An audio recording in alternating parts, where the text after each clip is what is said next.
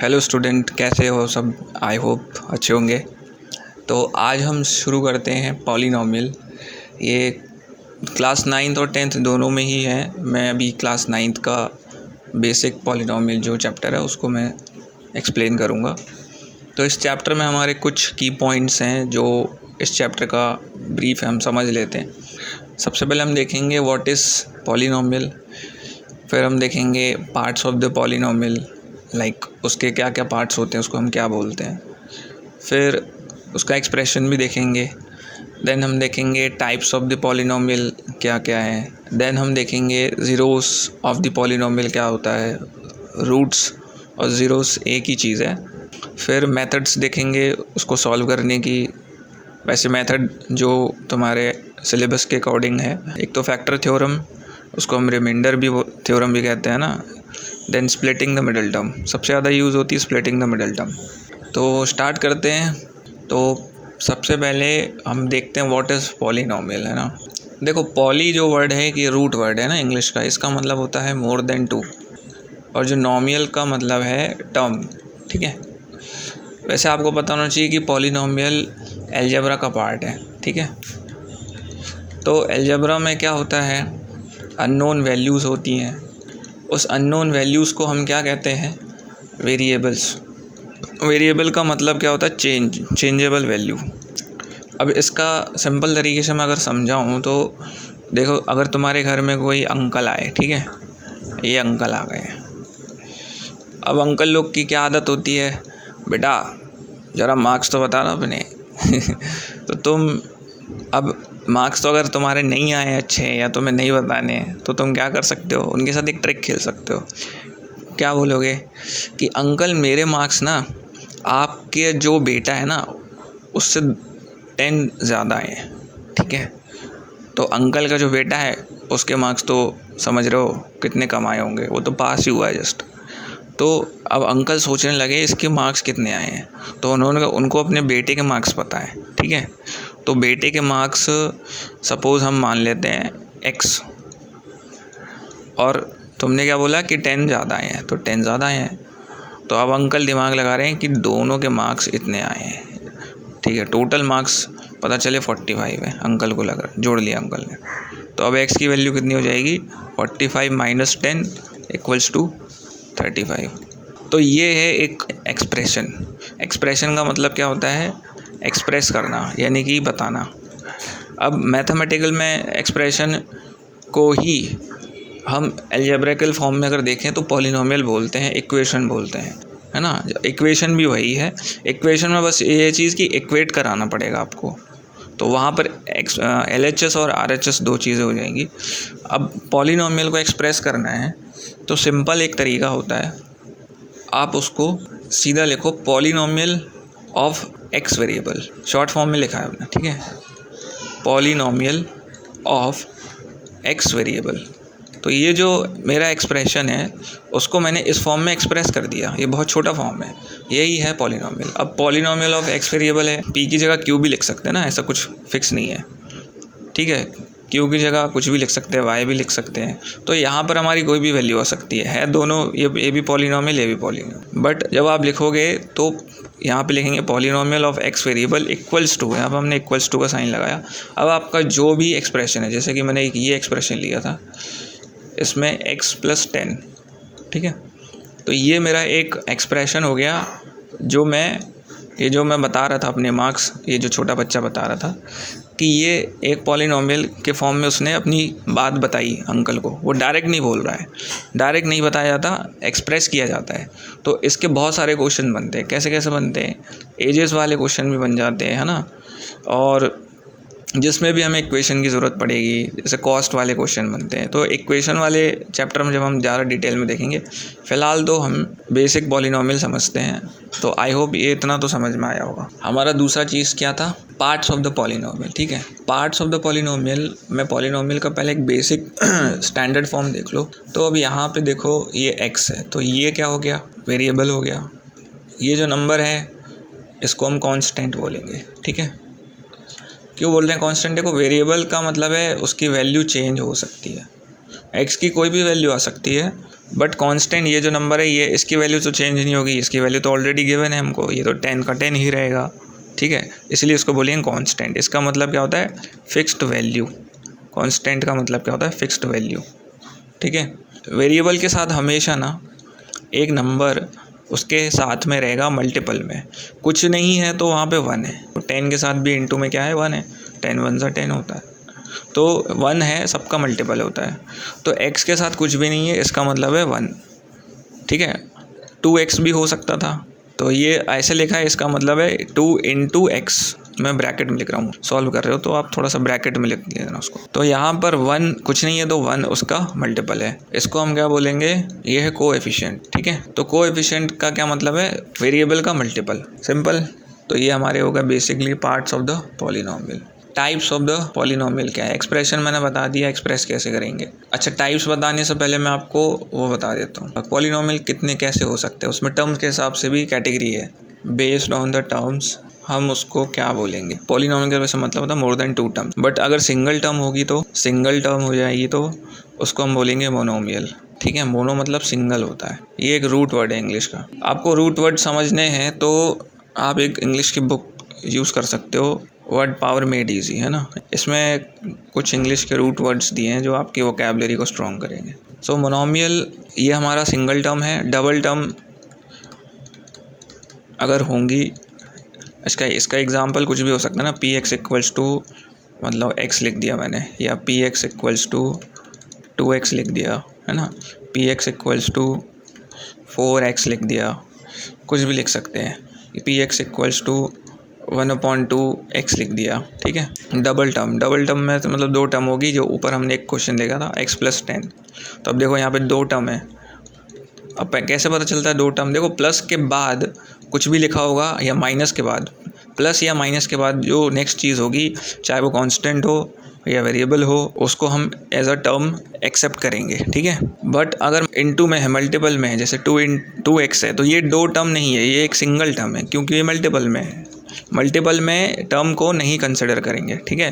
Plus के बाद ही एक नेक्स्ट टर्म कंसिडर होगी, जैसे 2x प्लस या फिर माइनस, उसके बाद जो भी आप लिखोगे वो सेकंड टर्म एक्सेप्ट होगा। अच्छा, मैं एक चीज़ भूल गया हूँ, क्या है वो, कि मुझे आपको बेसिक रिक्वायरमेंट बतानी थी पॉलिनोमियल, चलो इसी के बाद बता देता हूँ। और 3 टर्म्स में क्या हो जाएगा, ट्राइनोमियल, ठीक है। जैसे ही 2 टर्म्स के बाद उसको सिर्फ हम पॉलिनोमियल कंसिडर कर लेते हैं, ठीक है। अब एक चीज़ समझो कि पॉलिनोमियल क्या क्या हो सकता, मिनिमम रिक्वायरमेंट क्या है पॉलिनोमियल के लिए। उसके लिए मुझे आपको एक चीज़ बतानी पड़ेगी, एक्सपोनेंट।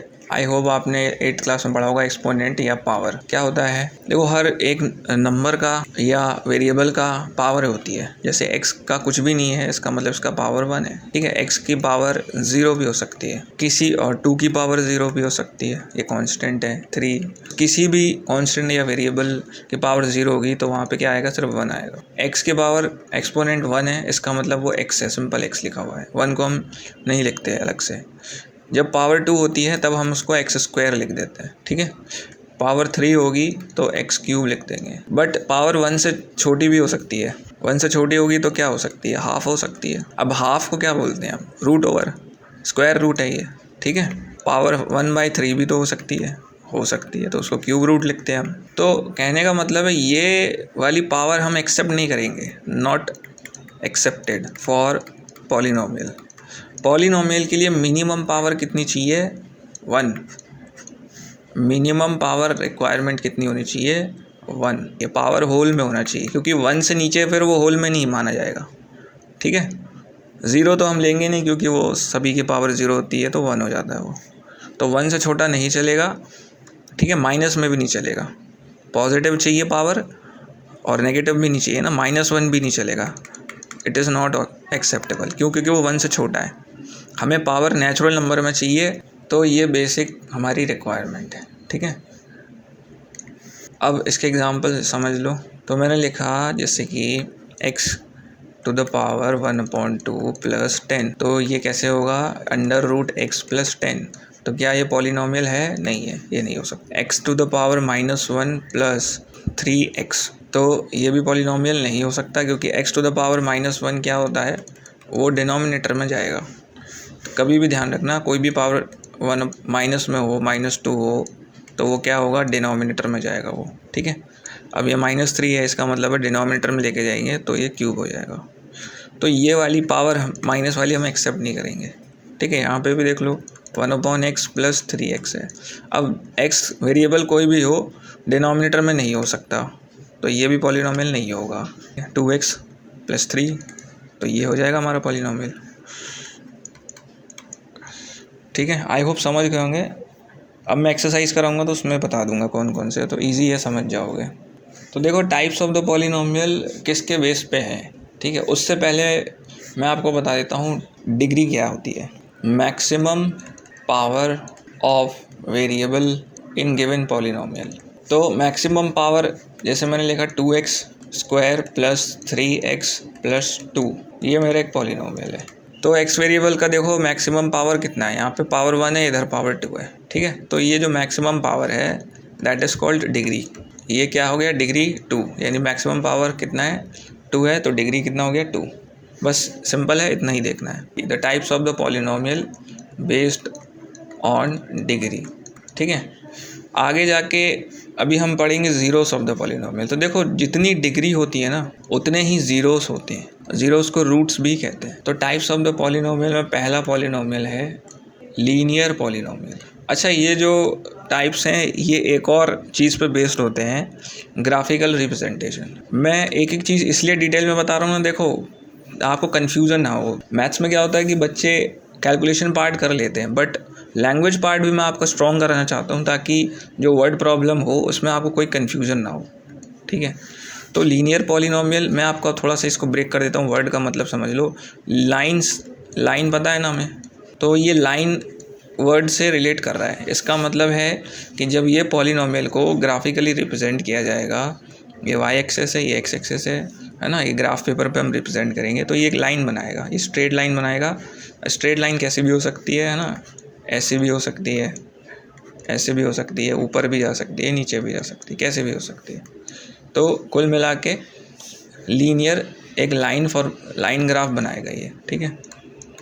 क्या उसका फॉर्मेट होगा जिसमें उसको रिप्रेजेंट करना पड़ेगा, है ना। तो px = ax + b, ये फॉर्मेट आप लिख लो इसको। अब a क्या होगा, a मैंने बताया ना, x के साथ कोई भी नंबर अगर मल्टीपल में है दैट इज़ कोएफिशिएंट, ठीक है। x वेरिएबल है वो तो पता ही है, और b क्या हो जाएगा, कांस्टेंट। तो ये हो गया लीनियर पॉलिनोमियल। लीनियर पॉलिनोमियल की डिग्री कितनी होती है, 1। यानी कि अभी हमने देखा ना डिग्री के अकॉर्डिंग हम category types of the polynomial देख रहे हैं। तो डिग्री सबसे पहला डिग्री कितनी होगी, 1 होगी। तो यहाँ पे देखो x की डिग्री कितनी है, 1। इसके बाद हम सेकंड वाला है क्वाड्रेटिक पॉलिनोमियल। सबसे ज़्यादा इसी को पढ़ना है हमें।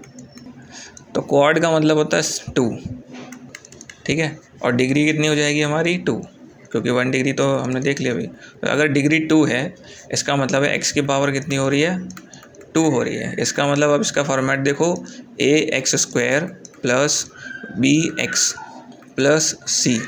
अब यहाँ पे देखो 3 टर्म आ गई है। फर्स्ट टर्म है दैट इज़ ax², इसकी डिग्री कितनी है, इसकी पावर कितनी है, 2। फिर डिक्रीजिंग ऑर्डर में चलता है, मैक्सिमम वाले को सबसे आगे लिखना पड़ता है। फिर पावर यहाँ पे कितनी हो गई, 1, है ना। फिर वो x वेरिएबल चला गया, फिर ये कांस्टेंट बचा। तो यहाँ पे ध्यान रखो a b c ये तीनों क्या हैं, नंबर हैं। कौन से नंबर है, रियल नंबर। रियल नंबर पता है, ये रैशनल भी हो सकते हैं, इरेशनल भी हो सकते हैं। a b c क्या है, नंबर है, बट a और b क्या है, कोफिशिएंट हैं। बाकी वो कांस्टेंट टर्म है तो नंबर ही, ठीक है, और ये कांस्टेंट है। तो ये सबसे ज़्यादा हमें यूज़ होने वाला है। फॉर्मेट मैंने ये बता दिया, इस फॉर्मेट को आप लिख लो, ठीक है।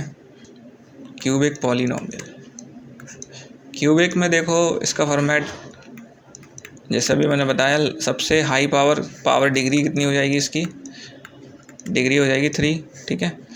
तो ax³ क्यूब का मतलब है पावर 3।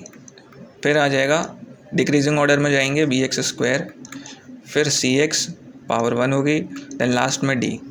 तो ये वाले वेरिएबल टर्म्स हैं और ये d हमारा कांस्टेंट। तो ये हो गया।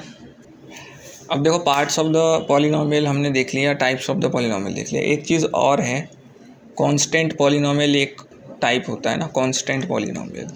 कांस्टेंट का मतलब है कि एक कांस्टेंट टर्म होगा, जैसे मैंने लिखा px इक्वल्स टू 3, तो 3 भी एक पॉलिनोमियल है। कैसा पॉलिनोमियल है? कांस्टेंट पॉलिनोमियल है, ठीक है। ये कैटेगरी इसमें तो नहीं है क्योंकि, बट कांस्टेंट पॉलिनोमियल करके अगर आपको आता तो आप कंफ्यूज मत होइएगा। कांस्टेंट पॉलिनोमियल का मतलब क्या है? नंबर, कोई भी नंबर है ना, फिक्स्ड नंबर है, रियल नंबर हो सकता है, कोई भी real number constant polynomial category में आ जाएगा। एग्जांपल कुछ भी ले लो, -1/2, 3, 4, है ना, कुछ भी आप नंबर ले रहे हो, that is called constant polynomial. अभी इसको क्यों बोला पॉलिनोमियल? देखो इसलिए बोल रहा क्योंकि अगर हम फॉर्मेट के हिसाब से देखें, तो आप कोई भी फॉर्मेट में ले लो। अगर मैं लीनियर वाला लेता हूँ तो अभी जो मेरा वेरिएबल है x, ठीक है, अगर मैं उसके मल्टीपल में 0 लगा दूँ, क्योंकि मल्टीपल तो कुछ भी हो सकता है, रियल नंबर है ना, अगर वो 0 लगा दूँ तो वो, और उसके साथ अब नेक्स्ट टर्म मैं कांस्टेंट वाली लेता हूँ, 1/2 ले लिया, ठीक है। तो अब मुझे बताओ 0 इंटू एक्स क्या हो जाएगा? 0 हो जाएगा, और 0 प्लस करेंगे तो वो तो कुछ होना नहीं है, तो सीधा आ गया हमारा 1/2। इसका मतलब क्या है? जो px हमारा ये लास्ट में कांस्टेंट ही बचता है ना, इसका मतलब है जो वेरिएबल के साथ हमेशा 0 लगा दो, है ना। ax² plus bx plus c, अब ये क्वाड्रेटिक का फॉर्मेट है ना, अगर इसमें a वाला पार्ट हमारा 0 हो जाए तो 0x², b वाला पार्ट भी 0 हो जाए तो 0x, लास्ट में बचेगा c 0 नहीं कर सकते क्योंकि कांस्टेंट हमें चाहिए, है ना। यहाँ पे हम लिख देते 3, तो अब देखो ये हो गया 0, ये भी 0, और ये कितना हो जाएगा 3, तो 0 0 3 हो, तो लास्ट में कितना बचा 3, तो px की वैल्यू कितनी आ गई 3।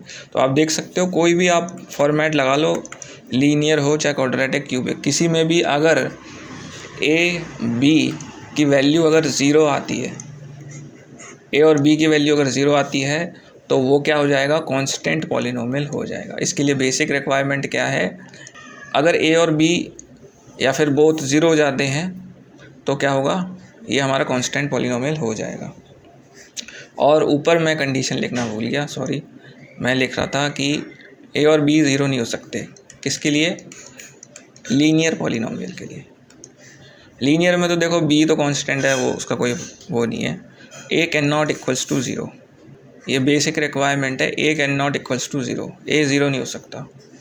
सिमिलरली क्वाड्रेटिक में भी सेम चीज़ है, b यहाँ पे भी a can not equals to 0, क्योंकि अगर a 0 हो जाएगा तो वो जो हमारा ये जो स्क्वायर वाला है जिसमें हमारी डिग्री 2 है ना, x वेरिएबल, ये भी 0 हो जाएगा। जब 0 हो जाएगा तो ये कौन सा पॉलिनोमियल बन जाएगा? लीनियर बचेगा, क्योंकि यहाँ पे x की पावर 1 है, सिर्फ a 0 किया है, b को नहीं किया, है ना। तो b कुछ भी हो सकता है वैल्यू, इसलिए बोल रहे हैं ये इंपॉर्टेंट रोल है, ये MCQs में आ सकता है। अ लीनियर पॉलिनोमियल हैविंग, है ना, बेसिक कंडीशन। अब वो ऑप्शन में कुछ भी दे सकता है, एक इक्वल्स टू 0, एक इक्वल्स टू कुछ भी, है ना, XYZ कुछ भी दे सकता है। तो आपको कंडीशन को समझना है, इसलिए मैंने आपको ठीक से समझाया है। कांस्टेंट पॉलिनोमियल का भी पूछ सकता है। अ कांस्टेंट पॉलिनोमियल, ठीक है, is called because a can not equals to 0, फिर ऑप्शन देगा a इक्वल्स टू 0, है ना, ऐसे बहुत सारे ऑप्शन 2 और दे देगा। तो आपको पहचान लेना कांस्टेंट पॉलिनोमियल में a और b 0 ही होते हैं, सिर्फ कांस्टेंट होता है, बाकी सब 0 होता है। अब हम पढ़ते हैं, अब हम देखते हैं ज़ीरोस ऑफ द पॉलिनोमियल क्या होता है। तो ज़ीरोस ऑफ द पॉलिनोमियल, देखो ज़ीरोस और रूट्स ये दोनों एक ही चीज़ है, ये वर्ड्स में कंफ्यूज मत होना, ठीक है। रूट्स तो मैं मिलेगा चैप्टर इक्वेशन वाला, जो चैप्टर है क्वाड्रेटिक इक्वेशन, उसमें सुनने मिलेगा। 10th क्लास में ज़्यादा मिलता है रूट्स ऑफ द पॉलिनोमियल, है ना, sum of the roots, product of the roots, ऐसे करके आता है। अच्छा, एक चीज़ और मैं भूल गया, ज़ीरो पॉलिनोमियल किसको कहते हैं? देखो ज़ीरो पॉलिनोमियल ये भी एक पॉलिनोमियल का टाइप है। क्या है? सिंपल सा मतलब है ज़ीरो, अगर px इक्वल्स टू 0 आ रहा है, इसी को कह रहे हैं ज़ीरो पॉलिनोमियल, ठीक है। और इसकी कोई भी डिग्री नहीं होती, ध्यान रखना। डिग्री ऑफ, इसका एमसीक्यू आ सकता है, डिग्री ऑफ ज़ीरो पॉलिनोमियल, इसकी क्या बोलेंगे, नॉट डिफाइंड। ये एमसीक्यूज़ में आ सकता है, ठीक है। इसकी डिग्री डिफाइंड नहीं है क्योंकि ज़ीरो की कोई डिग्री नहीं होती, इसका एक्सपोनेंट कुछ होता ही नहीं है। अच्छा, एक ज़ीरो के बारे में खासियत मैं बताऊँ। देखो ज़ीरो का देखो शेप, देखो ऐसा सर्कल है ना। आप देखो नेचर में या यूनिवर्स में हर चीज़ का मोस्टली स्पाइरल है या सर्कल है। तो ये जो ज़ीरो है ना, ये यूनिवर्स को रिप्रेजेंट करता है एक तरीके से, और ये कंप्लीटनेस को भी रिप्रेजेंट करता है। कैसे करता है, देखो हमारे जो वैदिक मैथमेटिक्स है ना, हमारा जो वैदिक मैथमेटिक्स है या उसमें जो नंबर की काउंटिंग स्टार्ट होती है वो ज़ीरो से होती है। 0 1 2 3 4 5 6 7 8 9, लास्ट नंबर 9 होता है। 10 हमारे नहीं होता, 10 फिर यहाँ से स्टार्ट होगा, 10 11 12 13 14। ये बहुत से लोगों को नहीं पता। तो इंग्लिश वाले जो हैं, है ना, उसमें 1 से स्टार्ट होती है, लेकिन यहाँ पे 0 से स्टार्ट होती है। तो ये मैंने ऐसे ही बता दिया आपको नॉलेज के लिए। तो हम देख रहे थे ज़ीरो पॉलिनोमियल, मैंने बता दिया ज़ीरो पॉलिनोमियल और ज़ीरो ऑफ द पॉलिनोमियल में बहुत डिफरेंस है, दोनों अलग अलग चीज़ें हैं। ज़ीरो ऑफ द पॉलिनोमियल का मतलब है पॉलिनोमियल का ज़ीरो, कि पॉलिनोमियल की ऐसी वैल्यू, क्योंकि देखो पॉलिनोमियल क्या है, एक्स यानी अननोन वैल्यू। अब उस एक्स की वैल्यू कुछ ना कुछ तो आएगी। एग्जाम्पल के लिए यहाँ पे हमने पीछे देखा था x + 10, है ना। तो यहाँ पर क्या आ रहा था, वो x की वैल्यू हमने यहाँ पे इक्वेट करा था 45, ठीक है। अब यहाँ पर हम x की वैल्यू कुछ पुट भी कर सकते हैं। यहाँ पे हम x की वैल्यू कुछ भी पुट करते हैं। सपोज़ हमने x की वैल्यू 1 पुट कर दी, तो 1 पुट कर दी तो क्या हो जाएगा, 1 + 10। वैल्यूज़ ऑफ जो x है ना, वो फाइनल रिजल्ट को चेंज कर रही है। आप कुछ भी x की वैल्यू रखोगे, 1 लिखोगे, 0 भी लिख सकते हो, 1/2 लिख सकते हो, कुछ भी लिख सकते हो, 3 4, है ना। तो आप जैसा जैसा वैल्यू पुट करोगे हर बार फाइनल रिज़ल्ट अलग आएगा। तो ये जो x की वैल्यूज़ है, एक अगर मान लो मैंने x की वैल्यू कुछ भी पुट कर दी, फॉर एग्ज़ाम्पल कुछ भी मैंने n एक नंबर ले लिया, नेचुरल नंबर कुछ भी पुट कर दिया, इंटीजर पुट कर दी, कुछ भी पुट कर दी, और उसके बाद पुट करने के बाद जो मेरा px है उसकी जो फाइनल वैल्यू है वो कितना आ रहा है, 0 आ रहा है। आंसर कितना आ रहा चाहिए, 0। देखो यहाँ पर 11 आ रहा है, इधर 12 आ रहा है। क्या हो अगर कि मैं x की ऐसी कोई वैल्यू पुट कर दूँ +10, है ना। अब मैं यहाँ पर x की कुछ भी वैल्यू पुट कर सकता हूँ। सपोज़ मैंने x की यहाँ पे -10 वैल्यू पुट कर दी, ठीक है। तो यहाँ पे हम लिखेंगे ब्रैकेट में माइनस, अरे यार ये ठीक से चल नहीं रहा, तो अब हम यहाँ पे लिखेंगे -10 = x की हम पुट कर रहे हैं -10, ब्रैकेट में लिखेंगे +10। तो अब इसको सॉल्व करेंगे, ये कितना हो जाएगा, -10 + 10 कितना हो गया, माइनस से प्लस कैंसिल हो गया। इसका मतलब है -10 जब वैल्यू पुट कर रहे हैं तो हमारा फाइनल रिज़ल्ट कितना आ रहा है, 0 आया है। इसका मतलब है कि ये जो वैल्यू है x की एट -10, फाइनल रिज़ल्ट कितना दे रही है, 0। इसी को हम कहते हैं ज़ीरो ऑफ दी पॉलिनोमियल, ठीक है। कहने का मतलब है, सिंपल में अगर बताऊं तो ऐसी वैल्यू पॉलिनोमियल की जो लास्ट रिज़ल्ट क्या दे रही है, 0 दे रही है। तो x की वैल्यू कुछ भी हो सकती है, x की वैल्यू 0 नहीं होगी, ठीक है। x की वैल्यू ऐसी पुट करनी पड़ेगी कि हमारा पॉलिनोमियल क्या हो जाए, 0 हो जाए। तो इसी को हम क्या कहते हैं, zero of the polynomial. I hope इस एक नेक्स्ट वीडियो और मैं बना दूंगा, अभी वीडियो थोड़ी लंबी हो जाएगी, तो आपको समझ में आया होगा zero of the polynomial. Next में हम सिर्फ मेथड देखेंगे, उसको सॉल्व करने का तरीका देखेंगे, ठीक है। तो थैंक यू। वीडियो अगर आपको अच्छी लगी हो, कॉन्सेप्ट आपका क्लियर हुआ हो, चैनल को सब्सक्राइब करना बिल्कुल ना भूलें। और बाकी टॉपिक पे किस टॉपिक में वीडियो बनाऊँ वो भी आप सजेस्ट कर सकते हैं, कमेंट करिए और शेयर करिए वीडियो अपने दोस्तों के साथ जिसको बिल्कुल भी मैथ्स पसंद नहीं है या बिल्कुल थोड़ी सी उसको फोबिया है या किसी भी चीज़ से उसको कन्फ्यूज़न है। आप बिल्कुल शेयर कीजिए मेरा video. Thank you so much for your time. Have a good day.